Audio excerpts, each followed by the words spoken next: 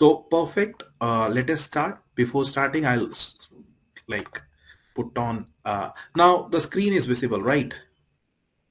There's a white screen. The whiteboard is visible, right? Yeah, yes. Perfect. So the topic or the subject of discussion today, what we are going to discuss is modern history. Modern history. Now, I'll tell you. I have started the recording. I have started the recording. Okay, I've started it. Okay. So the subject of discussion is modern history. Okay. Now, why I have selected modern history as a subject of discussion, the first subject, I'll let you know. See, if you divide the subject history, like if you divide history, history can be divided into how many parts? How many parts? Can anyone unmute themselves? Three. Three. Who has answered it? Like, please tell your name. Isang. Okay. So tell me which are the three parts of history. Sir, ancient, medieval, and modern. Okay. Ancient history. This is the first part that's what you are saying. Ancient history. Second one is medieval history. Okay. Medieval history is the second part. You're absolutely right. Modern history is the third part. You are absolutely right. Okay. But there are two other parts of history as well here. The fourth part is world history. Okay. The fourth part is world history. This is also part of history, right? Talking about American Revolution, French Revolution, unification of Italy, unification of Germany. This is part of history, right? You have to Yes. keep on, so you have to keep on interacting with me. Then only we can, because see, usually what people think that history is a very boring subject. This is what the general perception is. But I'll assure you, I'm going to take the GS part. Okay, I'll make sure you enjoy each and every subject. So you don't have to worry about it. So ancient history, medieval history, modern history, world history, and there is one more part to it, that is art and culture. Like there are many things in art and culture. For example, this is something which we considers in history only. The Indian music, Indian dance forms, Indian sculptures. So this comes under art and culture. Now, I'll brief you out. I'll brief you out. If you talk about ancient history, what you usually learn in ancient history is we used to talk about Indus Valley civilization in our schools. We used to learn about IBC. We used to learn about Stone Age, right? Yes.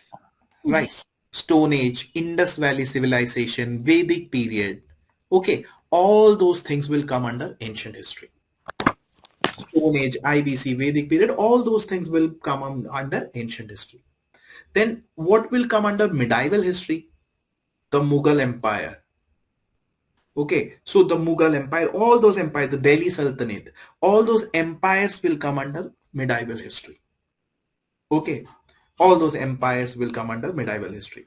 Then we have something called as modern history. I'll talk about it. As of now, I'm not talking about it right now, but I'll talk about it. Then we have talked about ancient history. I'm giving you a brief overview, about the subject. Okay, so once you're starting to learn, you get gelled up easily. So ancient history, you talk about Stone Age, Indus Valley civilization, Vedic period, Buddhism, Jainism, all those things will cover under ancient history. Talking about medieval history, all those Raja Maharajas, Akbar, Babar, all those people we will talk in medieval history. Then in world history, who we will talk about? We will talk about American Revolution. We will talk about Adolf Hitler. We will talk about Mussolini. All those great leaders we will talk. So in world history, we will talk about American Revolution, French Revolution. All those things we will talk in world history. Then we will take some part of art and culture like Indian music, Indian dance form, all those things we will cover up in art and culture. Then my question is, you're very clear with what we will talk in ancient history. Stone Age, IBC, Vedic Age, Buddhism, Jainism, that will cover under ancient history. Then all those Raja Maharajas under medieval history. World history is American Revolution, French Revolution, unification of Germany, unification of Italy. Very interesting topics. Like it's very like very some that the topic has lot of essence in it in like in the world history topics. Okay, so it will be in a story form. Art and culture is also like Indian dance, Indian music, Indian sculptures, Indian temples, all those things. My question is, what will you learn in modern history and how one should learn this topic modern history? What will you learn in the topic modern history? Just tell me that. Anyone? Mostly about political history. Uh, Not exactly about political history here. okay. Anyone else? I think after 1947, about in terms of India. No. So World War? No. Because once you're speaking, no, because I've switched on the screen, white screen, I won't be able to see your name. So kindly do one thing. Before speaking, you just tell your name. So we develop that rapport. Okay.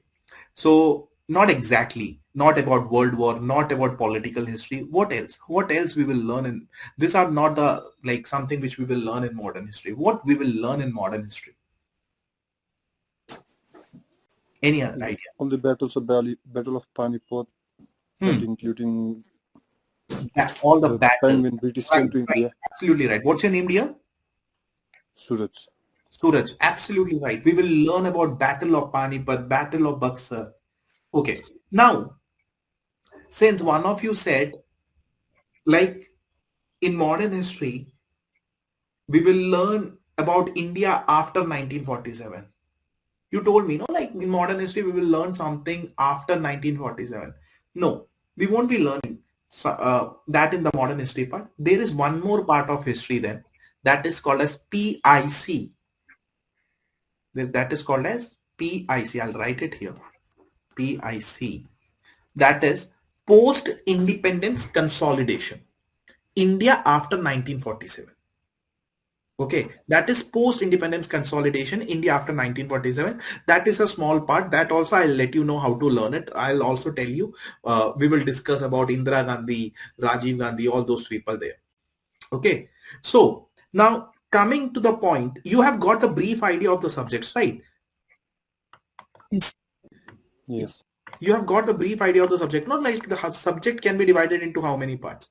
Like, for example, just wait a minute.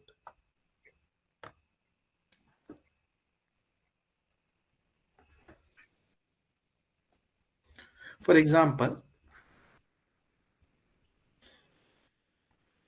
talking about history, now you are very much clear. History can be divided into ancient, medieval, modern, world, post-independence, art and culture. I hope you all are clear with that. This is the portion where you can divide the history. These are the parts into which history can be divided. I hope you are clear with this. Right? Yes. Okay. Now, talking about what is modern history, why I am starting with modern history, because in order to cover this portion, we require a lot of time. This holds the major crunch of the syllabus. Modern history covers like it will take a lot of time and it will like it consumes a large part of the syllabus. So that is why I decided that we will start with modern history. We will start with modern history. Now, talking about modern history, see what all we need to learn in modern history. That is a very important question. And the answer to the question is we need to start from advent of Europeans. Advent of Europeans. Okay. Who came to India first? Like from Europe, simple. From Europe, who came to India? All those things like Portuguese, English, Dutch, Danes, France, all those countries who came to India, we have to see those countries. And those countries, like there were many countries who came from Europe to India, and they indulged in lot of war in India. So countries coming to India, the wars that they fought, and finally they ruled over the country. Like England ruled over India for 200 years, right? 200 years. So finally, how India managed to get independence from English. So that is what we need to cover in modern history. So to make it more precise and to make it more simple, modern history starts from advent of Europeans to 1947. 1947, the day India got its independence. So we have to cover all those scenarios in between this, so then our modern history will be done. I hope you understood what we have to cover in modern history. Like one of our friend told us, like we have to talk about Battle of Panipat, we have to talk about Battle of Buxar. So all those things will cover under this portion from advent of Europeans to the day India got its independence, that is 15th August 1947. Till that gap we have to fill in modern history. This is what we have to learn in modern history. And there are n number of incidents that we have to cover. I hope it's clear. Hope like you got a subject overview. Yes, Nitin. Okay, so others can use, those who are not willing to like use the microphone, they can use the chat box. See, like understand one thing. I like to keep the class in a very discussion manner. Like it should be in an interactive manner, because there are a lot of topics that we need to cover. So if you don't keep the class in a very interactive manner, you won't enjoy it, or neither I will enjoy teaching. So I'll drive the energy from you guys. So I hope can we start the topic? Can we start the topic? Yes. Yes, Yes. sir. Okay, cool enough. So we will discuss modern history.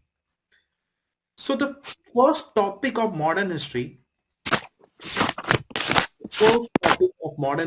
is, I'll make you write everything, so don't worry about it. Okay. So the first topic of modern history is advent of Europeans. Advent of Europeans. This is the first topic of modern history. Okay. Now I have a question. Okay. Advent of Europeans. What do you mean by advent of Europeans? What does it exactly mean? Anyone? So when they ventured out in search of fortunes, actually. Can you be a bit loud? Sir, I believe it's when Europeans ventured out from their place of origin They in went out search. from the place of origin. Why did they, like you answered it brilliantly, like they started to move out of the Europe, right? Yes. My question is, why did they start to move out of Europe? What In was the search. reason that they started to move out of the Europe? You are saying, like, suppose this is European continent, okay? Uh, Brijesh says exploration, right? Okay. Suppose this is European continent, people started to move out of it. That is when advent of European started. But my question is, why did they start to move out?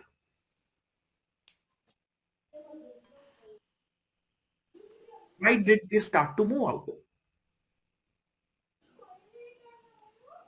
Uh, Parvez says due to resources, as India was known as Golden Sparrow. Palzer says trade.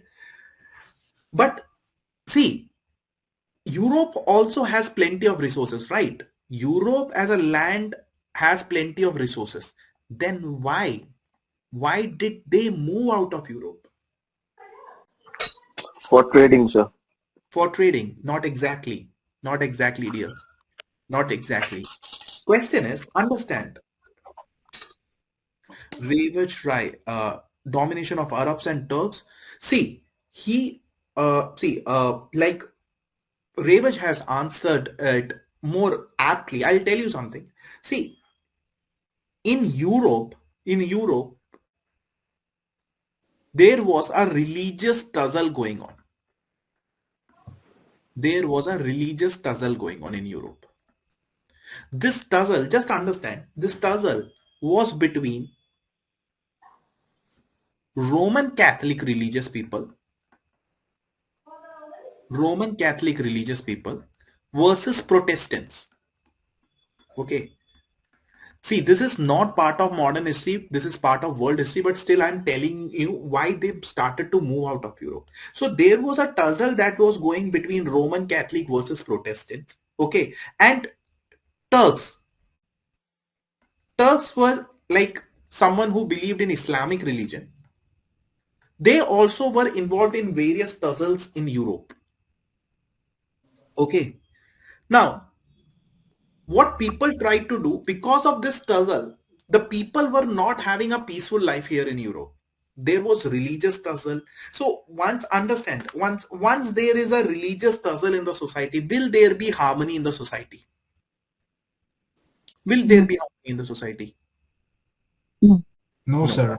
No. There won't be harmony in the society. And once there is not much harmony in the society, will there be economic development in the society? no.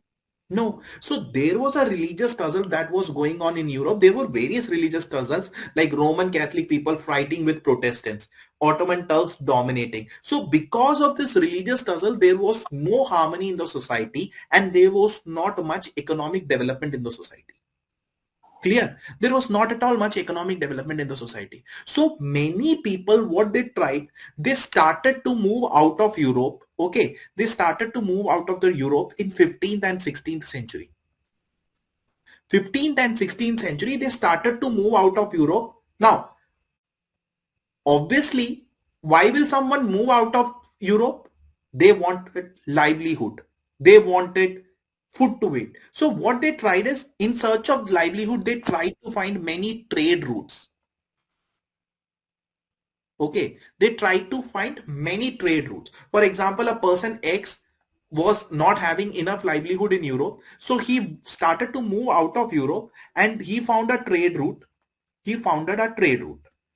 So finally he reached a destination. He reached a destination. So he has found a trade route from Europe to that destination. Oh, certainly he saw large number of resources and he got settled there.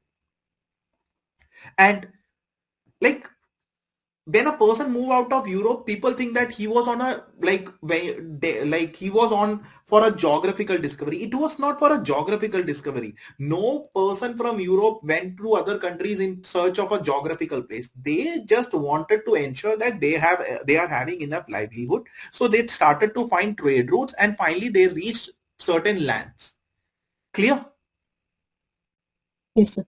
Okay. So Europeans went outside Europe just in search of trade route to ensure that they could survive, they could have their livelihood. In, in search of trade route, finally, what happened? They went to various countries across the globe. Some of the Europeans went to countries like Brazil. Some of the people came to countries like India. Some of the people went to other countries like China. So they were searching for trade routes and finally, because of that trade route, they could explore various geographical lines. Is this clear? Yes. Okay. So I want answers from everyone because this is going to be a very, see, what I'll do is I'll make European come to India.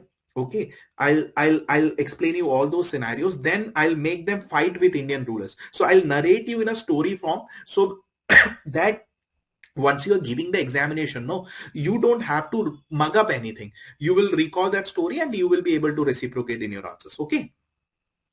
Yes, sir. Okay. Now, what we need to do is just understand. Okay, write down. Just write down. I'll make you write as well. Okay. Are you ready to write? Yes. Okay. In 15th and 16th century,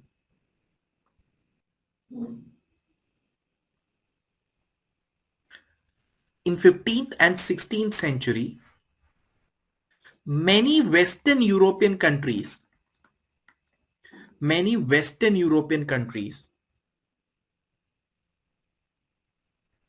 indulged in geographical discoveries. in 15th and 16th century, many Western European countries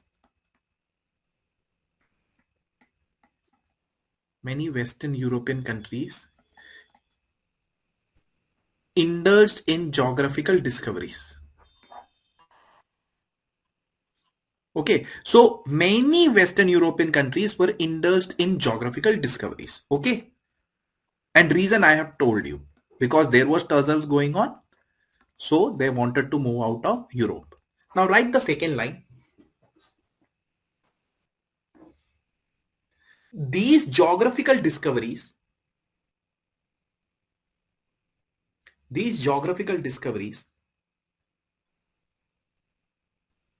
does not mean these geographical discoveries does not mean discovery of continent or island. These geographical discoveries does not mean discovery of continent or island.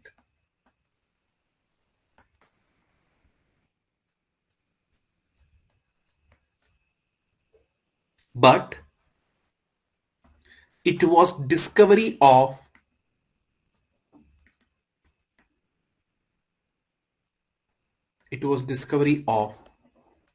trade route. Okay, now just understand. Have you written? Yeah. Yes, sir. So just understand. Now here starts our story. Suppose this is Europe. Okay, now we are getting into the story. Okay, now suppose this is Europe in 15th and 16th century. When it was in 15th and 16th century, many countries, people from many countries of Europe went on to get into many places. They went to move to many places. For example, somebody came into India. Okay, they were indulged. Somebody came to China. That means they were involved in a lot of geographical discoveries. So people started moving out. So finally, they landed up in various geographical discoveries. Now, when I use the term geographical discoveries, there can be a misconception that what I mean is that people, for example, a person X has been traveling from Europe and he has found a continent or island. It is not that he has found a continent or island. It simply means he found a trade route to reach a particular land. India already exists. No, China already exists. But what he has done, he or she has found a trade route to that place. So in 15th and 16th century, many Western European countries, they started to move out of Europe and they got involved in geographical discoveries. This geographical discoveries doesn't mean discovery of continents or islands. This simply means discovery of trade routes to particular place. I hope it's 100% clear. Yes. Yes. Clear? What about others? Only two Yes, sir. people are answering.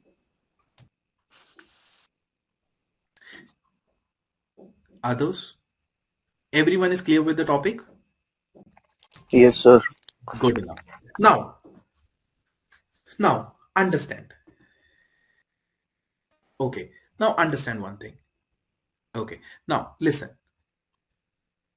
Who was the first country to reach India? Now, for example, from Europe, many countries started to move across the world for trade route, for searching of trade route. Who was the first country from Europe to reach the land of India? Who was the first country from Europe to reach the land of India? Now tell me.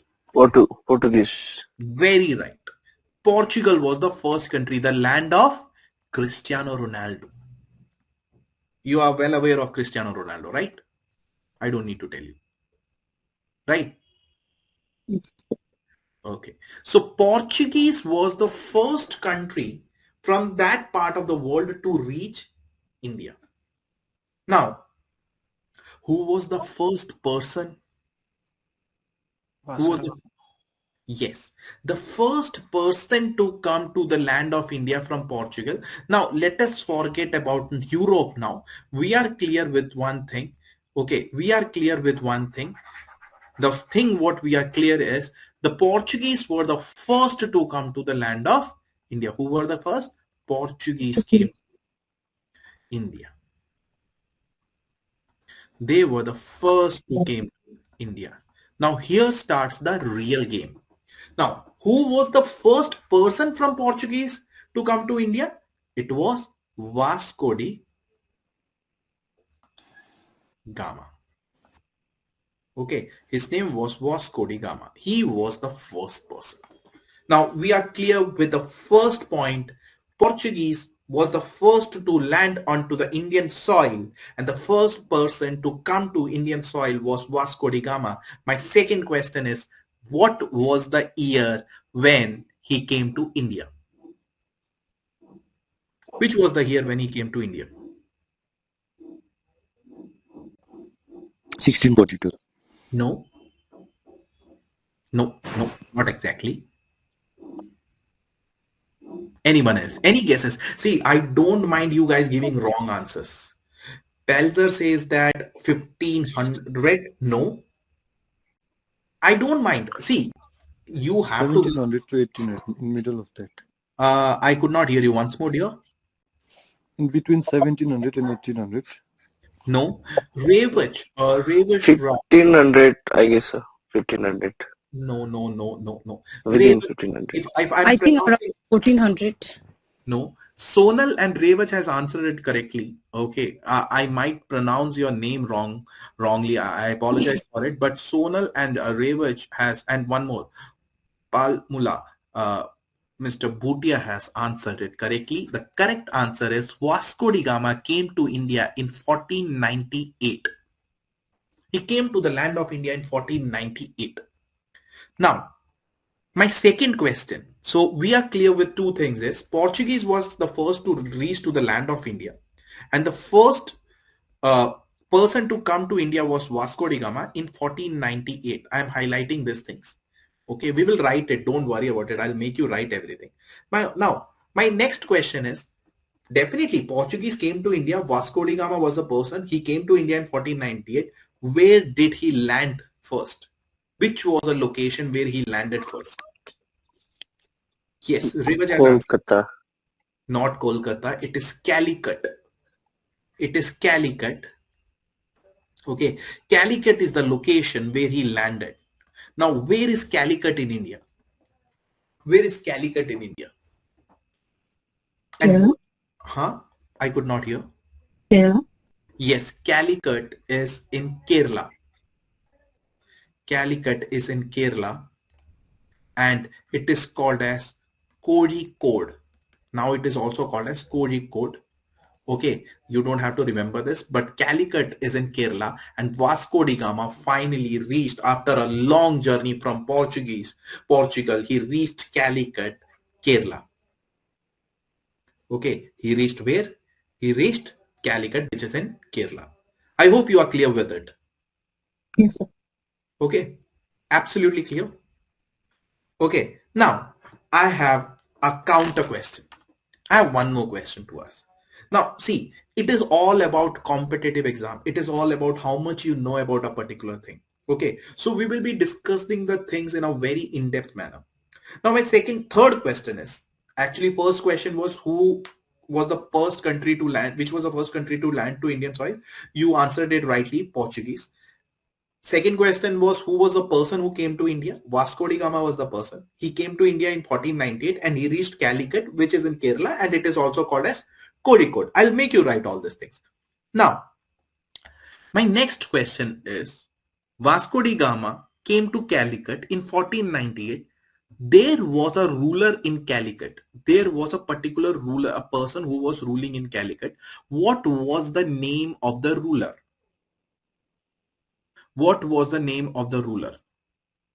Ravach has answered it correctly. Zomarin was the ruler, the person who was ruling in Calicut at that time. His name was Zomarin. Now, his name was Zomarin. Now, Ravach, I would like to ask you a counter question. Ravach, since you have answered 3 questions on a trot, what was the other name given to Zomarin? What was the other name? What was the other name given to Zomarin? Very good. Very good. His other name was Samutri. Okay, you can spell it as Samudri or you can spell it as Samudri. It is a caste. It is a caste in Kerala. So Samudri was an elite class. Elite class. Okay, so Zomrin was the ruler. I hope you are clear with this. Portuguese was the first to land on the Indian soil. Vasco da Gama was the first person to land on Indian soil. He came to India in 1498. He reached the land of Calicut, which is in down south Kerala, which is also called as Kozhikode. Okay, Kozhikode is famous for what? Batao? Tell me, Kozhikode is famous for what? Anyone? This is not related to modern history. You should know it. Temple? I could not hear you. Please be loud. Temple? No, not exactly. Lagoon? I could not hear. Infrastructure. No. I'm again telling you it's not related to modern history. Kozhikode, you have an NIT. Okay, Dolkar said it. NIT, not exactly NIT. In Kozhikode, there is a street called as Mithai Street. Mithai Street. The entire street, no, once you go out in the street, you will see glass jars. You will see plenty of glass jars, and in those you will see sweets. So it is famous for Mithai Street, Kozhikode, and Kozhikode's biryani is very famous. Like you have Hyderabadi biryani, you have Kozhikode biryani. So that's very famous there. Okay. So modern history is not only about learning. It's all about enjoying the culture and enjoying the food. Uh, Now you won't forget it, right? Yes. Now, please write down Portuguese.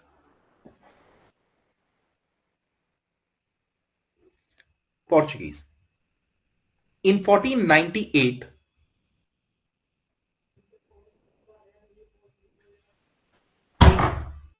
in 1498,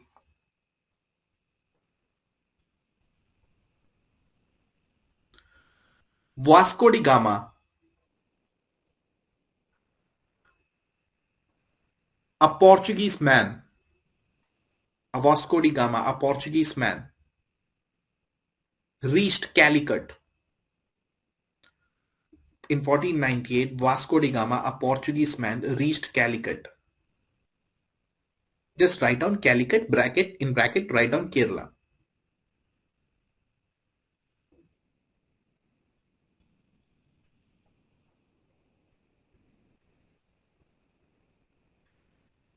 When he reached Calicut,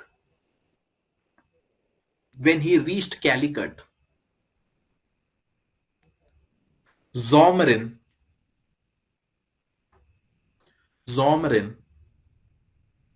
or Samutri, Zomrin or Samutri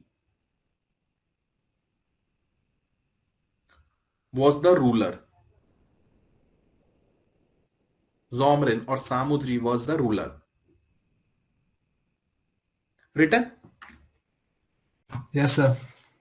All are clear with it? Yes, sir. Yes. Now, I have a next question to ask. Now, understand. Let me erase it. Okay. There should be an option to clear at once, right? Okay. Now, once he reached Calicut, just understand. Just look here. So, Vasco da Gama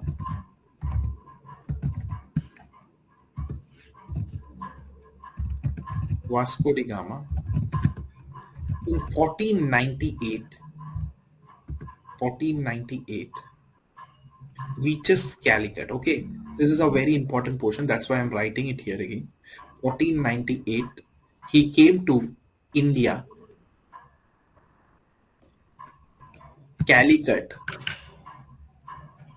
Kerala, and at that time, Zomarin or Samudri was the ruler. Now, my next question is very simple.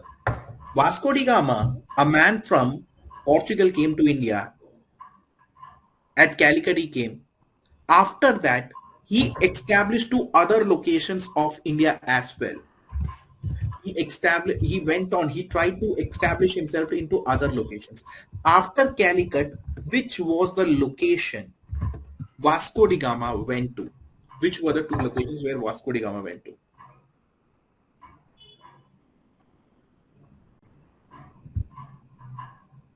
Tell me.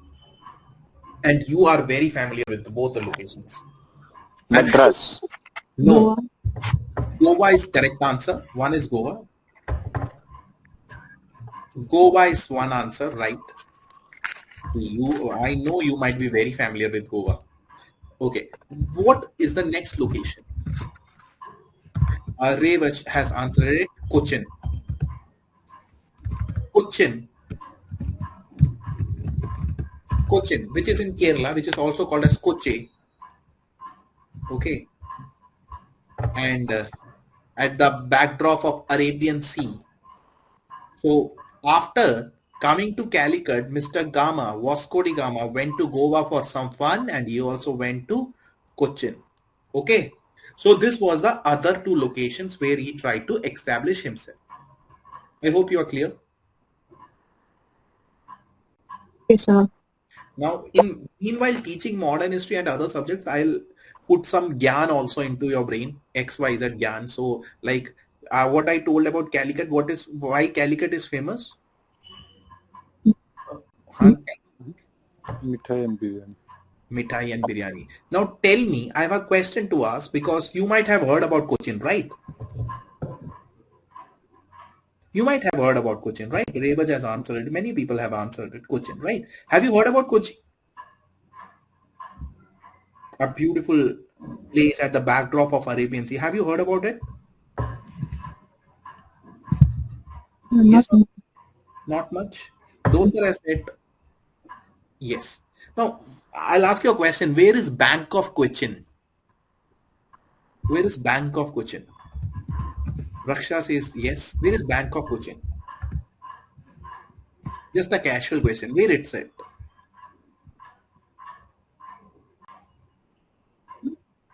Where is Bank of Cochin?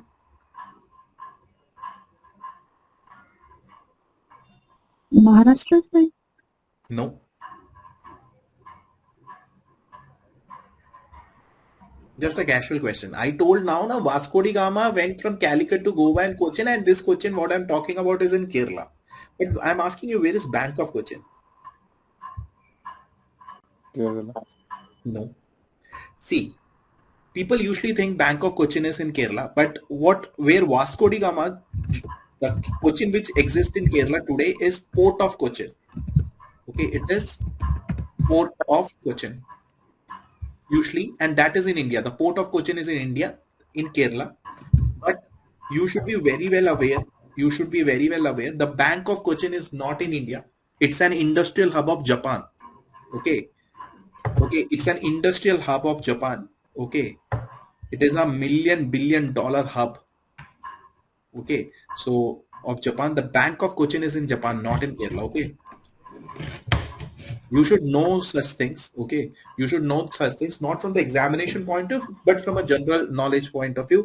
So, yes, Bhutia ji has answered it correctly. He has said it is Japan. Don't Google. Okay, I trust you guys. So what exactly is Bank of? Bank of Cochin is it's an industrial area. It's not a bank. It's an industrial area in Japan. It's an industrial area. Like in India, we have various industrial area. No? So Bank of Cochin is an industrial area in Japan. So there you will see lot of schools, lot of colleges, lot of industries, hospitality facility, ports, everything you will see. It's a Okay. complete infrastructure. So Bank of necessarily means where the development is. No, not exactly. The place is called as Bank of Cochin. Place is called as Bank of Cochin. Okay. Okay, it's not it has nothing to deal with the development or something. The place is called as Bank of Cochin. Okay. Okay, sir. Okay. Now talking about right on the next point, we have already talked that Vasco da Gama went from Calicut to Goa and Cochin. Please write down. Vasco da Gama Vasco da Gama went to Goa and Cochin. Went to Goa and Cochin after Calicut. Goa and Cochin after Calicut. Okay, he went to Goa and Cochin after Calicut. Okay. Now I hope this much is clear. Yes, sir. Now, Yes. now we will get into bit more in depth. Okay. Now, just Sir, yeah, please. do we have the exact date? Like when did like Vasco da Gama came to India? See, 40 like you want the exact date. It's not clear. Like you want like February 4th or February 5th. You want that kind of date, right? Yeah. Sir. No, that is not clear. That's not clear. That's not at all Okay. clear. Okay. Here Okay, we sir. are, see, it is like we get this evidences from various historians. Here they have prescribed it as 1498, but they have not given any particular date. Okay. Okay, sir. Even Okay. if somewhere on Google, if it's written certain particular date, you cannot be sure of it. You cannot be sure of it. So Okay, sir. now what we have done, now we are getting into more difficult part. No, we have already done this, right? Europeans we have done. We are into Portuguese. So we will start from Portuguese. Portuguese we have talked about.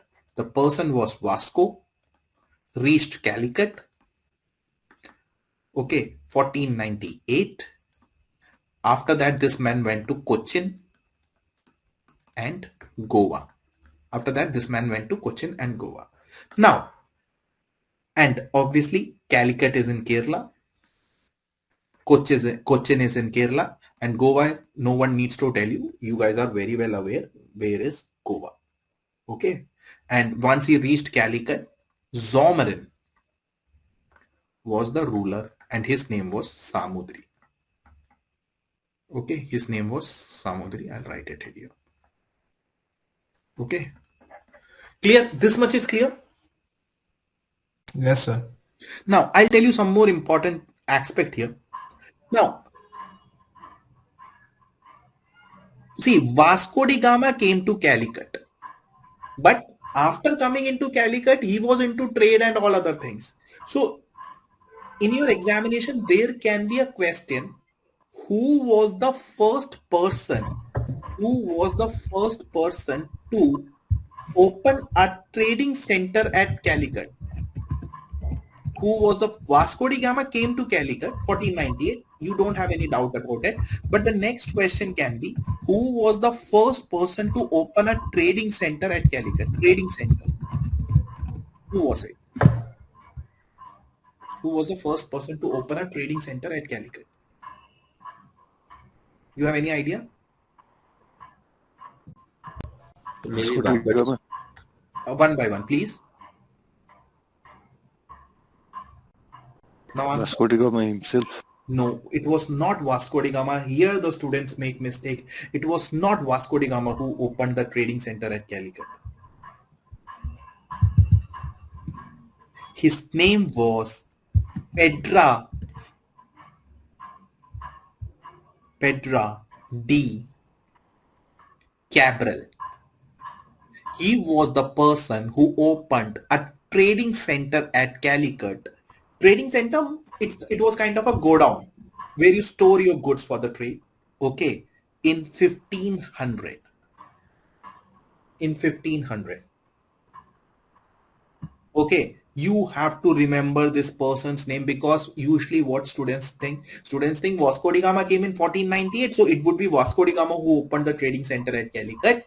No, this trading center was opened in Calicut by a person called as Pedro de Cabral in 1500. Okay, clear? Yes, sir. Yes, sir. Now, I'll tell you, before making you write these things, I'll tell you few more important aspect what Portuguese did in India.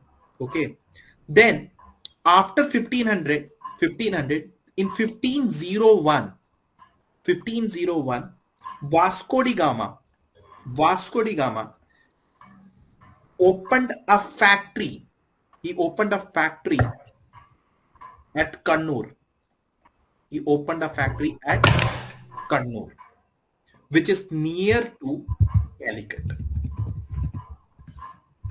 Okay, which is near to Calicut, which is also called as Kannur. So he opened a factory in Kannur. And in 1502, he opened a factory at Cochin. He opened a factory at Cochin. So you have to remember all these things. It's very simple to remember. I'll make you revise also. I'll make you uh, understand also. It's very simple. You don't have to worry about it. See, you have to remember some dates because they are going to ask questions out of this. 1498, 1498. Just remember, Vasco landed in Calicut. Okay, 1498 Vasco landed in Calicut. Okay, just right here landed. Okay,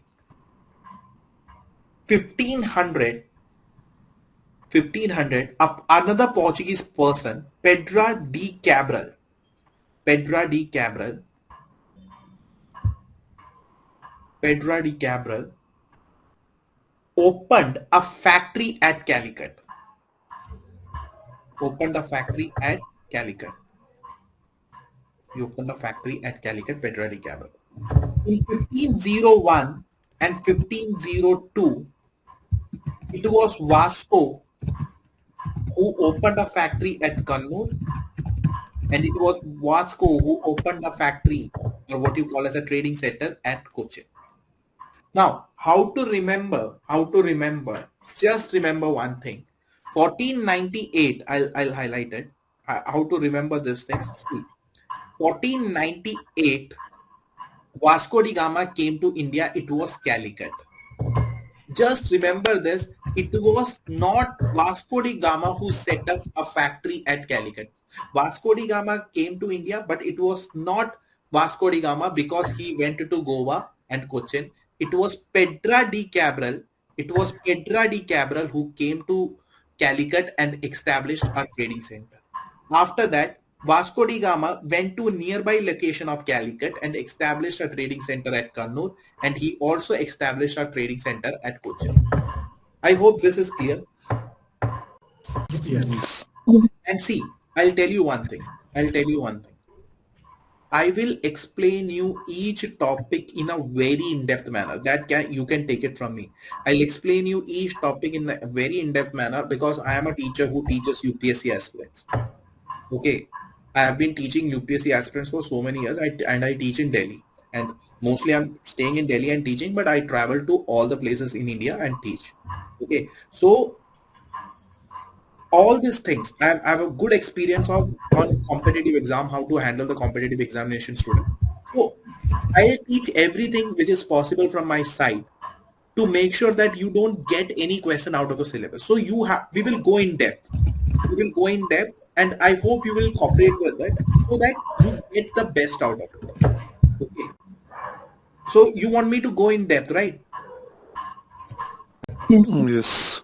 And Kannur is also in Kerala.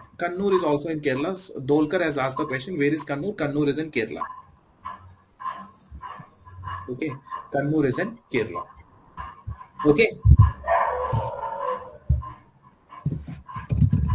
Clear? So this Pedro was also from Portugal. Yeah, he was also from Portugal. Okay. Now I'll tell you a few more names. So shall we write it? Yes, sir. Yes, sir. Write down in 1500.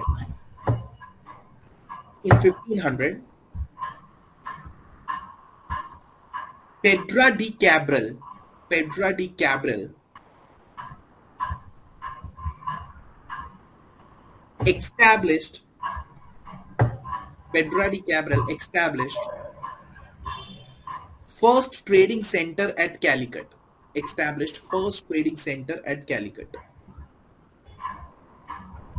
In 1500, Pedro de Cabral established first trading center at Calicut.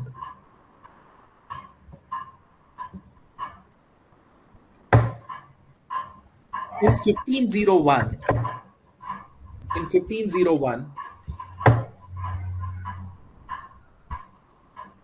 Vasco da Gama, in 1501, Vasco da Gama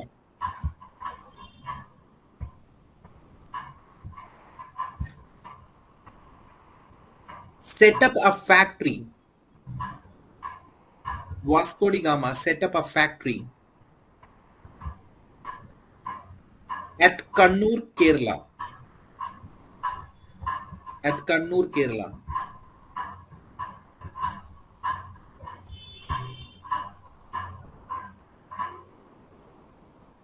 In 1502,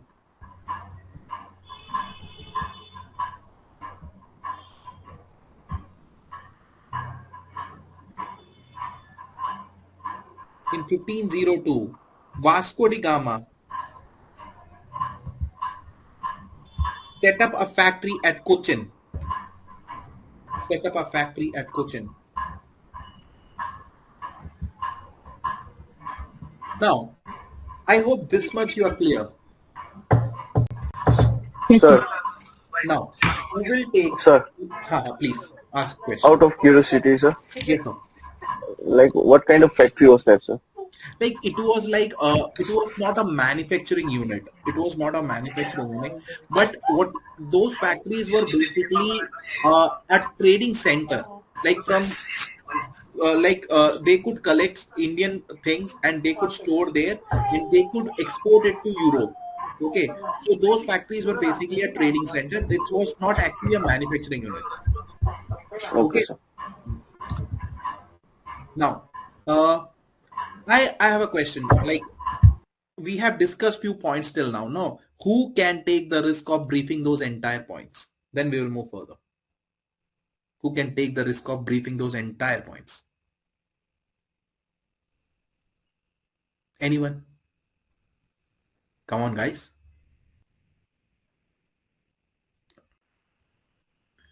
No one? I'll try, sir. Yeah, sure. Okay, so far, we have discussed that Vasco da Gama was a Portuguese No, man. not from Vasco da Gama, from the advent of Europeans. Oh, okay. Ah. So Europeans started venturing out from the place of origin. Mostly it was to seek out livelihood because there was a religious conflict going on in their area. I'm sorry, the word.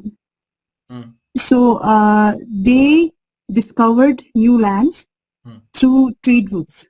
So one such land which was discovered was India. So in India, there was a Portuguese man called Vasco da Gama who landed in Calicut, Kerala. So when he landed in Calicut, there was a ruler called Romarin, or he was also known as Samutri, which is a higher caste in Kerala. Then after landing in Calicut, Vasco da Gama ventured to Goa and then Cochin. Though he was the first person to reach Calicut, another Portuguese man called Pedro de Cabral in 1500 was established the first trading center. Okay. And then in 1501, Vasco da Gama set up a factory at Kannur, Kerala. And 1502, he set up a factory at Cochin. So we've discussed that so far. Very good. Very good. Now, did you look into your notebook? A little bit for the name. Cool.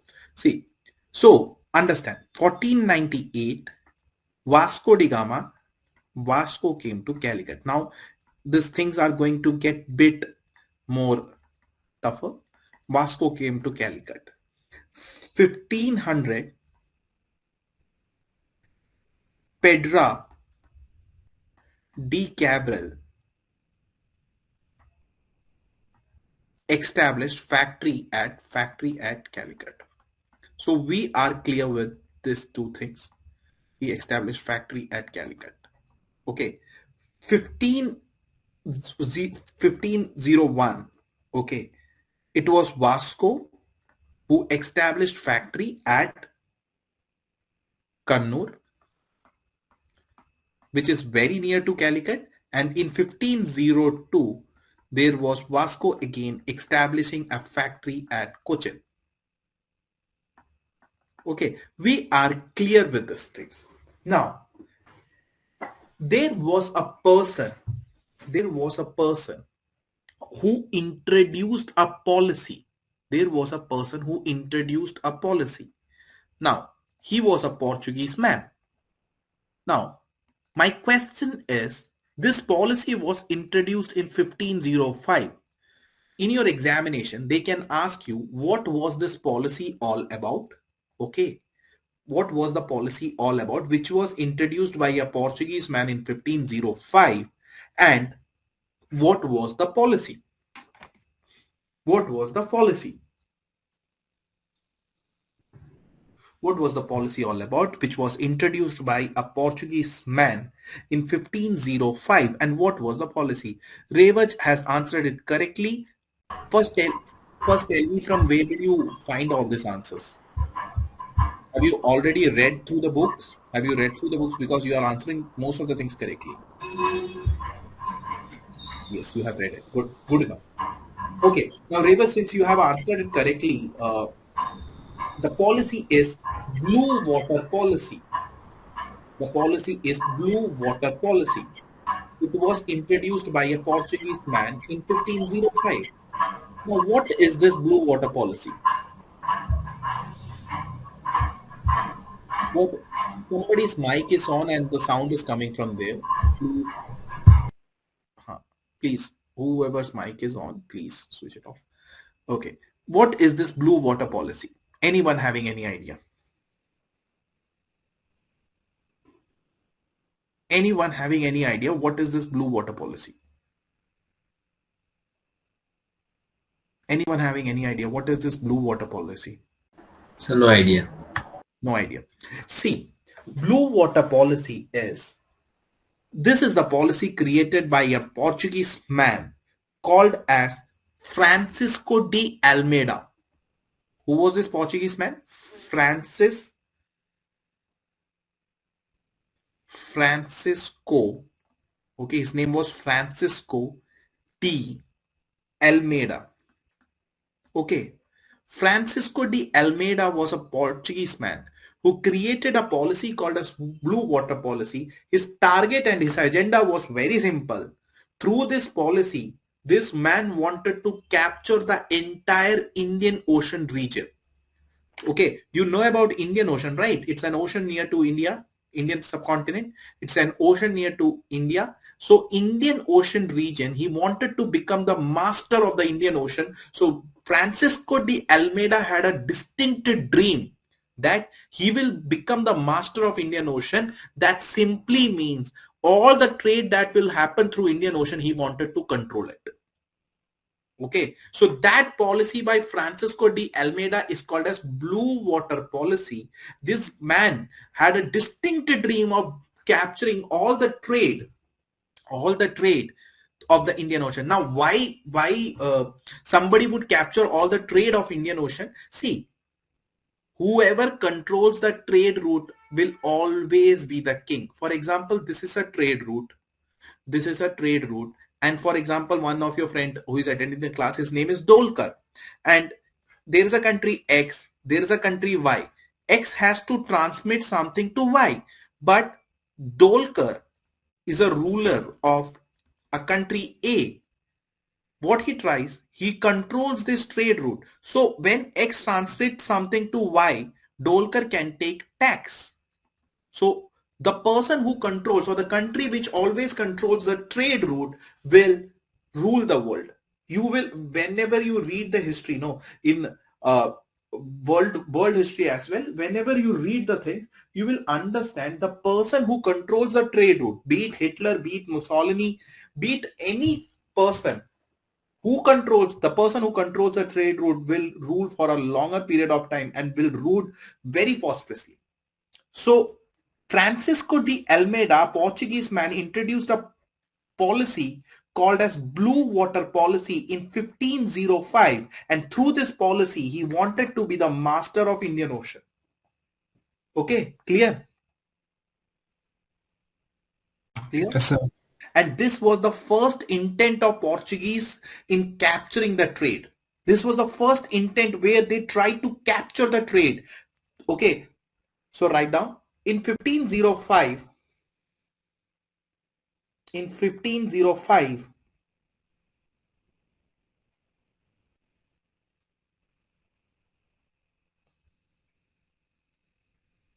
Francisco de Almeida,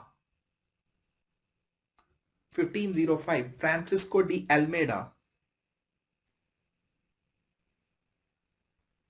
had a blue water policy. Francisco de Almeida had a blue water policy.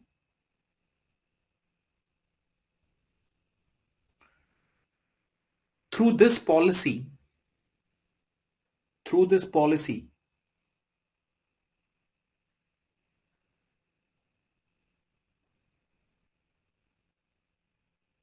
he wanted to be the master. He wanted to be the master of Indian Ocean. He wanted to be the master of Indian Ocean. Clear? Yes, sir. Now, I'll tell you one more thing. Now, we are done with certain dates. Okay, I'll make you write here. 1498, 1500, 1501, 1502, 1505. Okay, we are done with these dates. Okay, Vasco da Gama coming to India, Pedra de Cabral, Vasco da Gama setting a factory at Kannur, Vasco da Gama setting a factory at Cochin, and Francisco de Almeida's blue water policy. We are done with this date. I hope everyone is clear with this. Yes, sir. Now, have you thought like if how many of you have been to Goa? I have, sir. I've also been to Goa. Only one person have been to Goa? Me too. Like many of you might have gone to Goa, right? Now, I have a question to make. Like just a simple question. Just a very straightforward, simple question. The question is very simple. Like if you go to Goa, you will see lot of Portuguese culture getting reflected in Goa, right? You will see a lot of churches, right? A lot of things, right? Which has resemblance to Portuguese culture. Now, why does Goa has a lot of resemblance to the Portuguese culture? Now I have a point to make before you answer, because you will tell Vasco da Gama went there.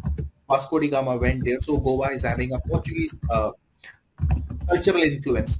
I have a point to make here before you answer. Vasco da Gama came to Calicut. Vasco da Gama went to Cochin. Vasco da Gama went to Goa.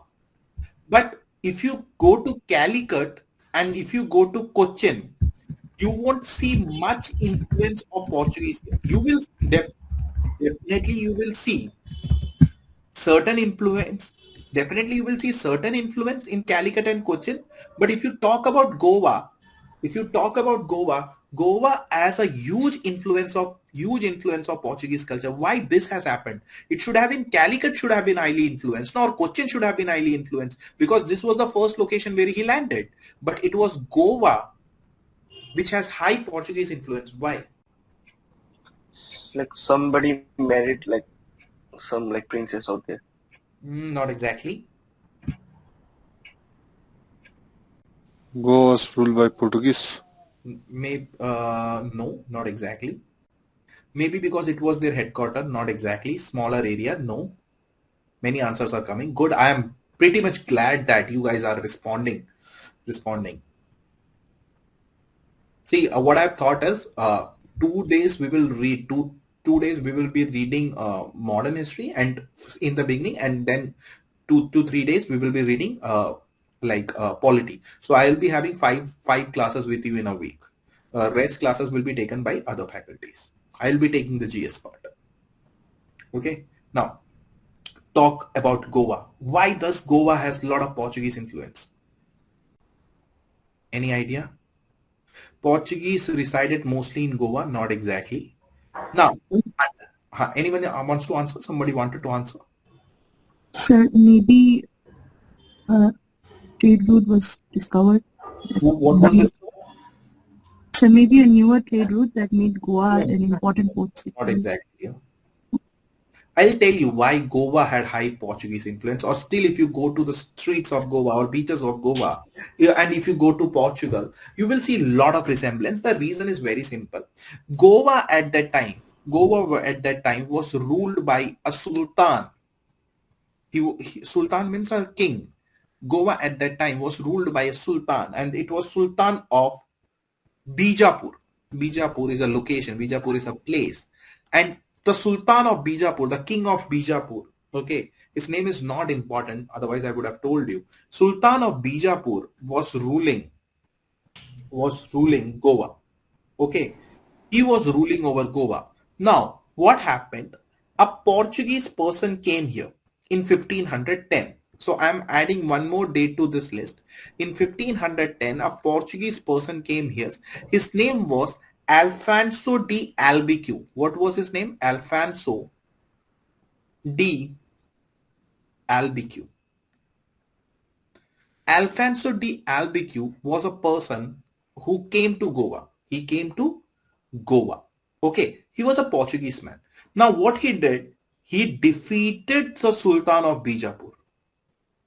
He defeated the Sultan of Bijapur. This was one of the first tussles that Portuguese were having in India. And he defeated the Sultan of Bijapur and captured the captured the Goa. This Portuguese man captured Goa.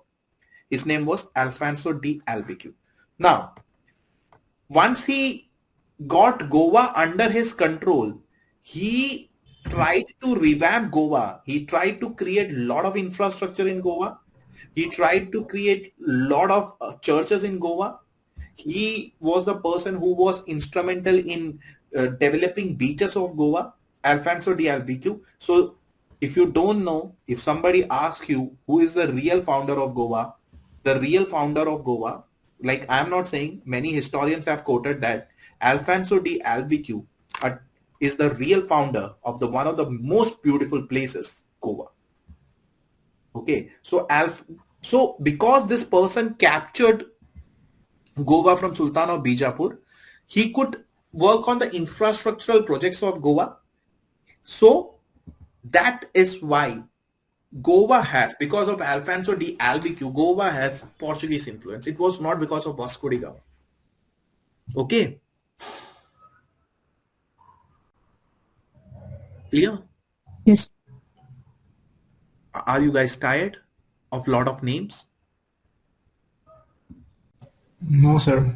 It's fine. And as you move ahead, you will enjoy. You will start enjoy it. After the class, just revise it once. You will get the things done. How many of you are tired?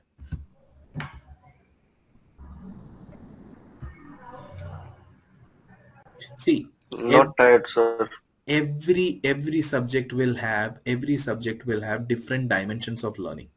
Okay, for example, in history it would be names, it would be stories, but in polity it would be concept. You don't have to learn anything, you don't have to mug up anything. In economics it would be concept, in geography it would be concept. So every subject, Samir says history is turning interesting. Thank you so much, Samir. So please write down in 1510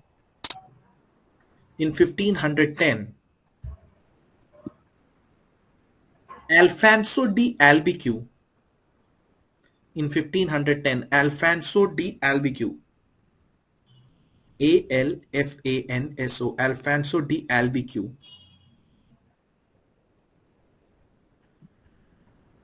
I've written the spelling here, okay? Alfonso de Albique captured Goa from Sultan of Bijapur.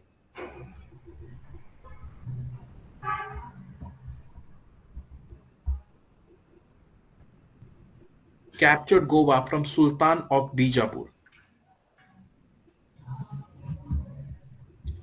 He was called as Alfonso de Albique. He was called as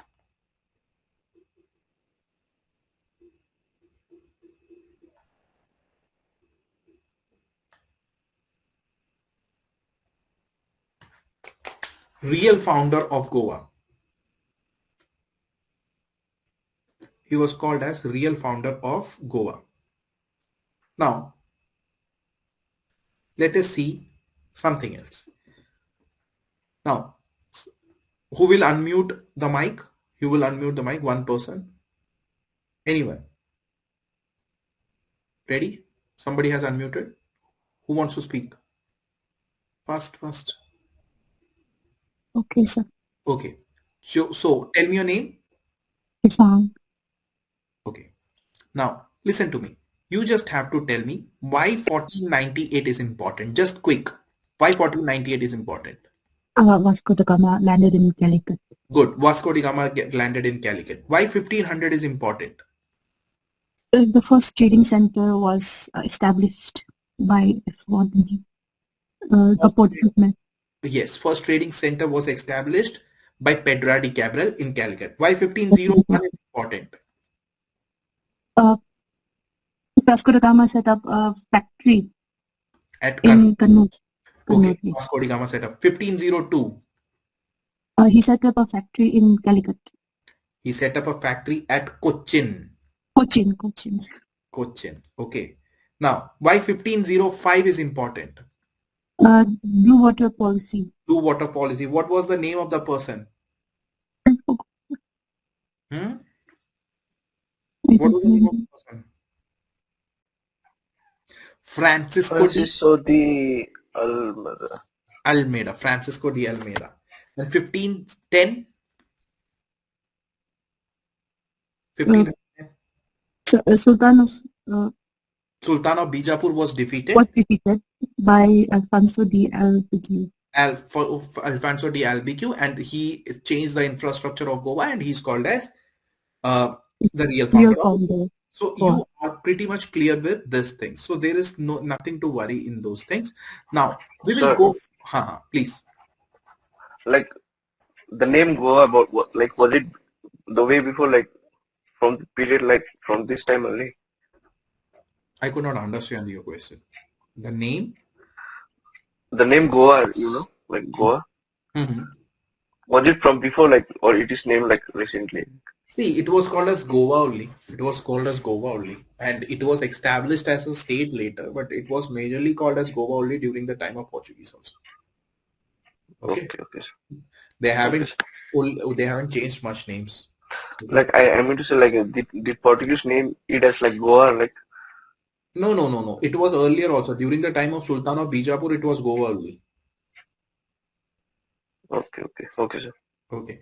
Now, I'll go one step further. 1534. After 1510, 1534 is a very important date. Okay. Now, 1534. Now, I'll tell you something. For example, suppose Samir and Dolkar is having a tussle. Okay. Samir and Dolkar is having a tussle. They are indulging in a fight. Okay. They are indulging in a fight. Suppose, don't mind who loses or who wins. It rarely matters. Suppose Dolkar has lost it.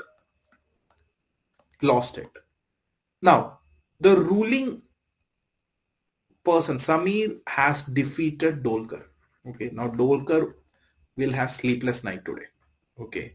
Sleepless night. Okay. Samir is showing his fist. So Samir has defeated Dolkar. Now both will agree that definitely Dolkar will have to accept his defeat and Samir has to get something from Dolkar. Now, it can be a territory also. It can be XYZ aspect. Suppose they will sign a treaty. They signed a treaty of Sikkim. Okay. Treaty of Sikkim. Now, in that treaty, because the final agreement was settled at Sikkim, so it will be called as Treaty of Sikkim.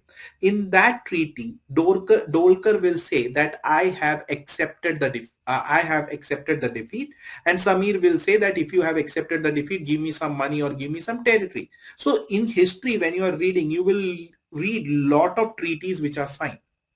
Okay, so this is basically an agreement where one person accepts the defeat and one person accepts that like the defeat, and he will be giving some territory or some money to the person who has won. So in history, when you are reading history, you will see a lot of such treaties. Okay, so in 1534, now you have understood what the treaty exactly means, right? It's an agreement. You understood what treaty exactly means, right? Yes, sir. Now, in 1534, a treaty was signed. Okay, a treaty was signed. It was called as Treaty of Bassein. Okay, Treaty of Bassein. Bassein is a place. Treaty of Bassein. Now, in this treaty, it was signed between two people. It was signed between Portuguese. It was signed between Portuguese and another king, Sultan Bahadur. This treaty was signed between Portuguese and Sultan Bahadur.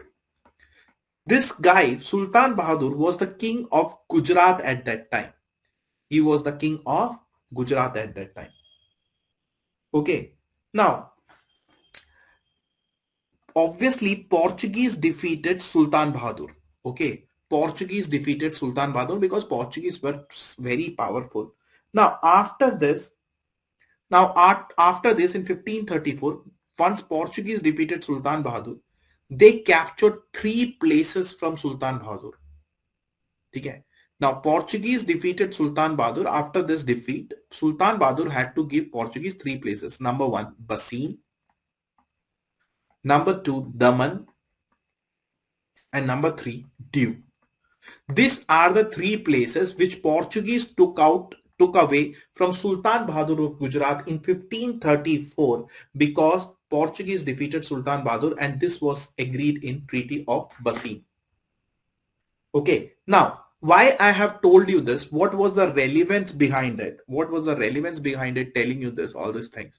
Okay, the relevance is very simple. These 3 locations, Bassein, Daman and Diu, and this Daman and Diu, these 3 locations were port cities. These were port, and these port cities helped Portuguese in trade. They could easily come, the ships of Portuguese could easily come over these port cities and they could carry forward their trade. Okay. I hope it's clear. Sir, can you repeat this once more? Yes. Can you repeat it? Yes, sir. Yes, it's clear. So there was a little network Okay, problem. network So issue. What I was telling is there was a person called as Sultan Bahadur. Okay, Sultan Bahadur. He was the king of Gujarat. In 1534, Portuguese defeated Sultan Bahadur. And Portuguese captured 3 locations from Sultan Bahadur: Bassein, Daman and Diu, and these were the 3 locations: Bassein, Daman and Diu. Okay, and this was agreed as per Treaty of Bassein, that Sultan Bahadur accepted the defeat in Treaty of Bassein, and they took out the 3 locations: Bassein, Daman and Diu. Now, why these 3 locations are important? These 3 locations are simply important because these are port cities through which Portuguese could easily carry forward their trade. Okay, these are the port cities through which Portuguese could easily carry forward the trade. Clear? yes, sir. Please write down. In 1534,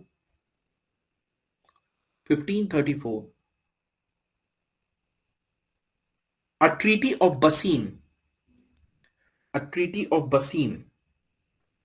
here is the spelling, don't make spelling mistakes, was signed between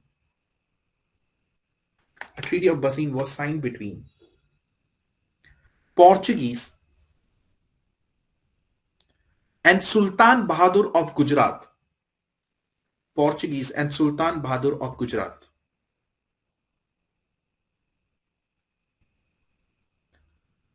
With the help of this treaty,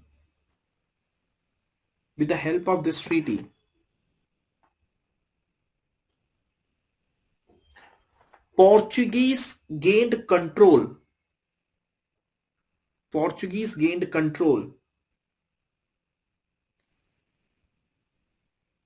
of 3 important locations. of three important locations: Bassein, Daman, and Diu. Bassein, Daman, and Diu. These were the port cities. These were the port cities through which Portuguese could indulge in trade easily. Through which Portuguese could indulge in trade easily.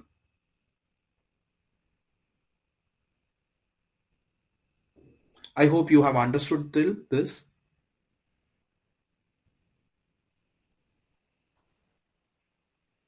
Have you Yes, sir. understood? Can you repeat? Sir, this Portuguese people, sir, who led the Portuguese? See, like in 1534, you're talking about 1534? Yes, sir. See, there were many commanders in the Portuguese. There were many commanders in the Portuguese. Actually, it was their navy. So there is no one commander which we can name. Like earlier in 1510, 1505, I've named particular persons. But in 1534, there is not one person which I can point out that this is the person who I've let it point out. Tried to capture. There were multiple persons. Okay. Understood, sir. And somebody else was asking a question. Where is this Bassein? Bassein is near to Maharashtra. Sir, Hmm. like Please. they were like trading before like around in 1505, right, sir? Yeah. Like in certain time, like what made them like to get on war with like You sultans are and all? you are talking like what was the provocation like that they had a tussle with Sultan Bahadur, right? This is what your question is. Yes, yes, See, it's this provocation was very yes, simple. sir. Like if they could defeat this Sultan Bahadur, okay, and capture these three port cities, that is Bassein, Daman, and Diu, if they were able to capture these three port cities, okay, they do not have to pay any taxes to Sultan Bahadur. Okay, they don't have to Okay, pay any taxes, no, because they are having the control of the port cities. They can utilize these port cities as per like any way they want. They are not liable to like pay any taxes to Sultan Bahadur. Clear? okay, okay, sir. Okay. Now, one more thing I would like to before like I'll wind off in 2 minutes, but one more thing I would like to tell you is there was one more date which is very interesting in 1661. Okay, now who has the control of Goa? Who has the control of Goa? Portuguese is having the control of Goa, right? Yes, sir. Yes, sir. Who is having the control of Bassein, Daman, and Diu?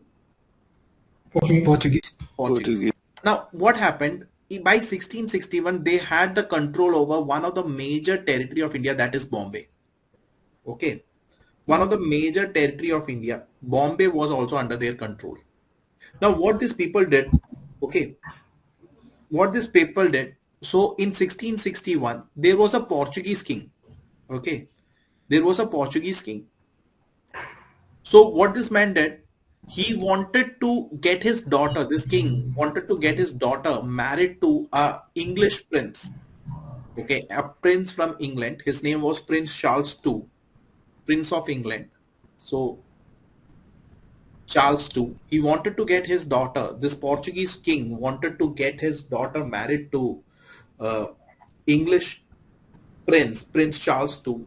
So what he did, he said, okay, I'm marrying my daughter to the Prince Charles II. So Prince Charles II got a gift from this Portuguese, a dowry, okay, a territory was given and that dowry was Bombay. An Indian territory annexed from the Indian rulers by the Portuguese king was given as a gift to Prince Charles II of England for marrying the daughter of the Portuguese king.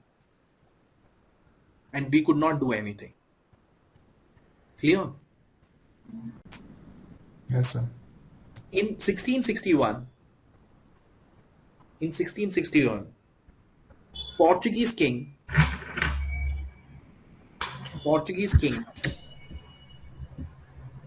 gave Bombay as a gift to his son-in-law. Bombay as a gift to his son-in-law, Prince Charles II of England. Prince Charles II of England. Okay. So before ending the today's class, I'll give you a brief what we have learned. We have started from 15th and 16th century. Okay. That is when Western European countries were having that geographical discoveries or discovery of trade route. Then we went on to 1498. Then we went on to 1500. Okay. Then we went on to 1501. Okay. Then we went on to 1502, 1505, 1510, 1534, and 1661. Okay. If you want to remember, like recall, 1498 was when Vasco da Gama landed in Calicut. 1500 was when Pedrad Cabral opened a factory at Calicut or a trading center. 1501 Vasco da Gama opened a factory at Kannur. 1502 Vasco da Gama opened a factory at Cochin. What was 1505 important? Why was 1505 important?